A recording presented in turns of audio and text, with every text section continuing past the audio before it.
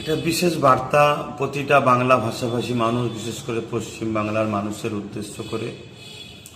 আমরা নিশ্চয়ই জানি আগামীকাল 4 মে 2026 পশ্চিমবাংলার বিধানসভার ফল প্রকাশ হতে চলেছে।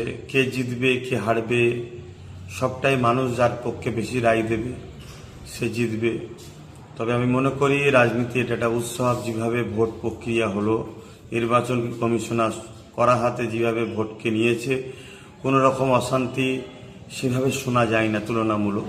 কিন্তু কয়েকদিন ধরে যেখানে স্ট্রং রুম আছে সেখানে যেভাবে ক্যামেরা অনেক সময় বন্ধ থাকছে আর থাকছে, এটা একটা প্রশ্নচিহ্ন যেমন রয়ে যাচ্ছে।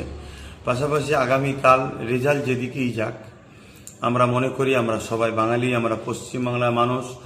দেশ মানুষকে অধিকার দিয়েছে, তুমি তোমার পছন্দের ক্যান্ডিডেট এবং পছন্দের দলকে তুমি পছন্দ করবে, সাপোর্ট করে ভোট দেবে। এটা ভারতবর্ষের একটা সৌন্দর্য। এই সৌন্দর্যতে যে যাকে পছন্দ হয়েছে ভোট দিয়েছে, এটাকে নিয়ে যেন কোনো রকম হিংসা না হয়।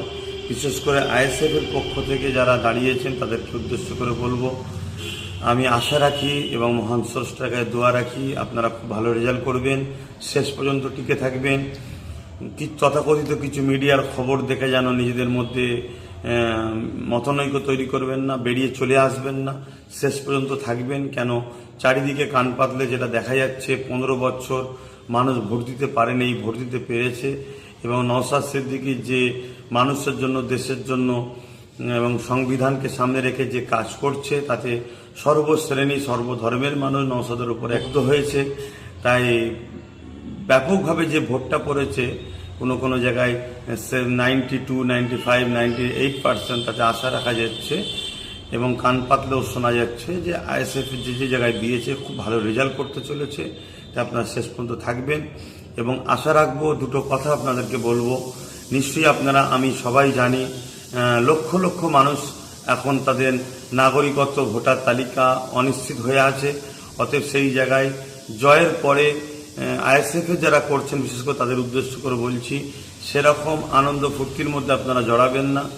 বিজয় মিছিলের নামে ডিজে বাজানো এবং এমন কোনো কাজ করবেন না যাতে আমাদের ভুলে গেলে চলবে না যে আমাদের লক্ষ লক্ষ ভাই বোন, তাদের নাম এখনো কিন্তু অনিশ্চিত হয়ে আছে, ভোটার তালিকা থেকে বাদ পড়ে আছে।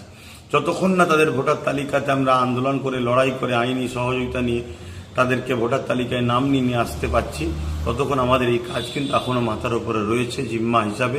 বাকি আরও তো কাজ রয়েছে, এটা একটা বড় জিম্মা কিন্তু আমাদের মাথায় উপরে আছে, এটা দায়িত্ব আমাদের। পাশাপাশি এটাও বলবো, জয় আপনাদেরকে দিক, মহান স্রষ্টায় দোয়া করি।